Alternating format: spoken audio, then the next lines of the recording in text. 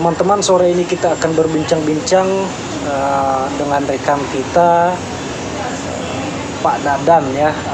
Kebetulan beliau ini merupakan praktisi hukum yang banyak berkecimpung di bidang-bidang sengketa tanah. Selamat sore Kang Dadan.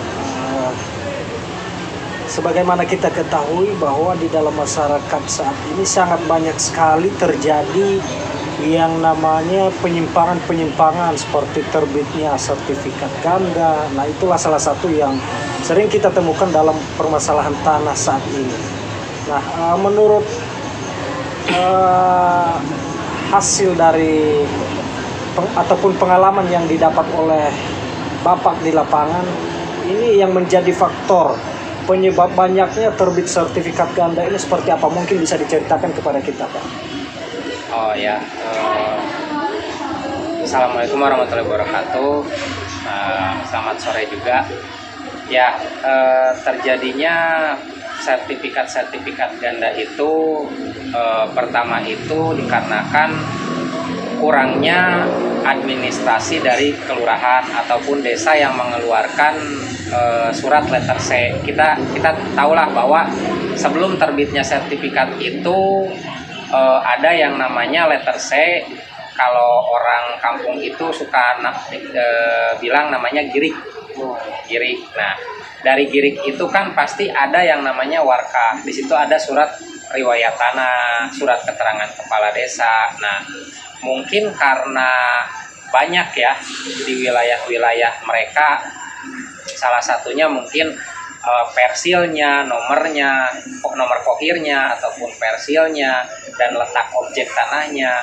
Nah, mungkin di situ ada yang memang si nomor itu harusnya nomornya A, ternyata ke B gitu. Jadi itu beberapa faktornya. Tapi yang sering terjadi di lapangan itu menurut saya pribadi kurang ketelitian dari pihak desa ataupun dari pihak kelurahan, dan jarang sekali orang-orang desa itu langsung ke lapangan gitu. Jadi maksudnya melihat daripada ini loh lokasinya, ini loh persilnya.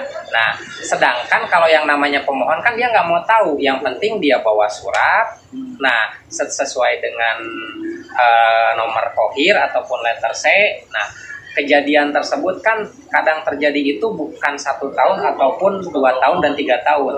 Akan tetapi 5 tahun yang akan datang, 10 tahun yang akan datang.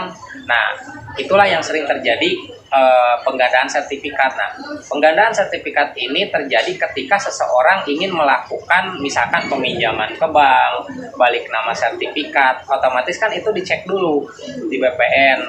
Nah, namanya pengecekan sertifikat. Nah, nanti diperlihatkanlah dari sertifikat tersebut namanya buku tanah.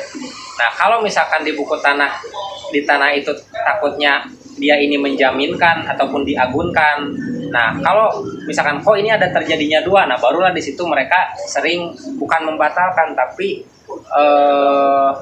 kebanyakan mereka itu jangan dulu diproses karena ini terjadinya double sertifikat. Jadi seperti itu. Berarti kesimpulannya di sini kurangnya tertib administrasi ya yang dilakukan oleh pihak-pihak terkait. Iya, betul. Nah, mungkin ada ya berupa solusi ataupun saran ya yang bisa disampaikan agar hal-hal seperti ini bisa tidak terulang lagi.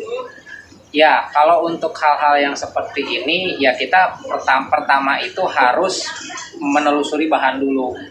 Misalkan contohnya misalkan ada sertifikat, ini belum ada penggandaan gitu kan. Nah, syukur-syukur belum ada, tapi kalau udah ada, nah kita harus telusuri dulu. Misalkan kita ingin membuat sertifikat, pertama kita harus ke desa, tanyakan dulu surat-surat yang lengkap. Nah, ketika misalkan desa, oh ini betul surat-suratnya lengkap, nah kalau bisa itu harus ke lapangan, pihak desa ataupun pihak daripada pemohon untuk pembuatan sertifikat tersebut, kita harus cek ke lapangan. Jadi kita bakalan tahu apakah ini kadang-kadang kan di lapangan itu orang-orang yang punya sertifikat ini dia kan jarang ada. Ya ibarat kata di satu wilayah nggak mungkin dong orang tersebut yang mempunyai sertifikat semua. Pasti ada pihak lain yang mempunyai sertifikat.